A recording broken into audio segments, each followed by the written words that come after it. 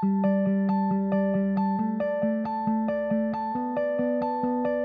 NC State's Department of Electrical and Computer Engineering, we are working to address major challenges facing society today.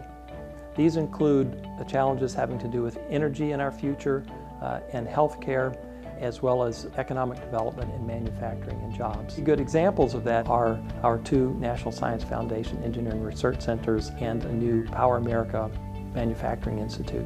Power America was formed as a national initiative to improve manufacturing in the United States. There's been a history of invention of wide bandgap semiconductors and power electronics in the United States, and a lot of the manufacturing has gone offshore. So what we're trying to do is build stronger connections of how we invent and discover things here in the U.S.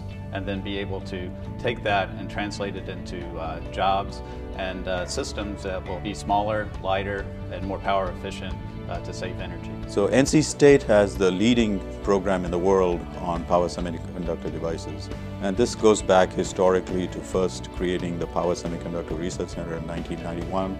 Wide bandgap semiconductors allow us to hold very high electric field inside them, which means we can make devices that are capable of supporting higher voltages and also switching at higher frequencies more efficiently. And this translates into things like electric vehicles being able to go further on battery charge, or windmills being able to convert the mechanical energy of the wind into electricity much more efficiently, or being able to build other renewable energy systems in a cheaper, more efficient way. There are a variety of cutting-edge technologies that are being researched across the department. These include a smart transformer technology in the Freedom Systems Center that is going to enable us to incorporate renewable energy more easily into the grid. Freedom stands for Future Renewable Electric Energy Distribution and Management Systems. Our objective is to modernize the power grid. The 300 amp one is 6 of them we have already. How can we make the power grid smarter? So there are many different ways that this is being approached. We try to do it by incorporating and enabling these power devices or power conversion devices with communication features so that they can talk to each other. And if they can talk to each other, then we will be able to better coordinate and control and manage the flow of energy within the system. The customer will have a say in the way the power is used or the energy is used in his or her home, or how they can also help the overall system become more reliable and resilient. As engineers, we're focused on trying to do work that has a significant impact on society. The research at the Freedom Center is important because we're totally changing the way we would deliver energy at the power distribution side. We're developing these technologies that will drive the next energy innovation ecosystem. On Centennial Campus, we are in a location where we have close collaborations and interactions and partnerships with industrial researchers as well as government researchers.